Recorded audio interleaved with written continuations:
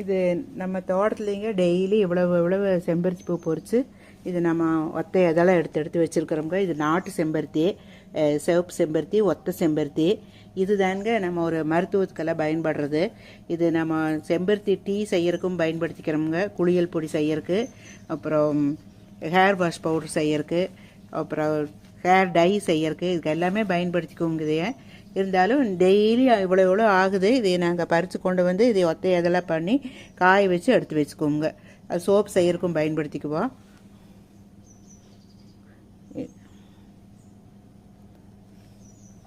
செம்பருத்தி பூ இல்லாத அழகு சாதன பொருட்களே கிடையாது, அந்த மாதிரி இருக்குதுங்க. அதுலேயுமே இப்போ நம்ம தோட்டத்துலேங்கிற போது நாங்கள் எந்த களைக்கொல்லியோ எந்த மருந்துமே கிடையாதுங்க. இதில் ஒரிஜினல் செம்பருத்தி பூங்க, நாட்டு செம்பருத்தி பூ.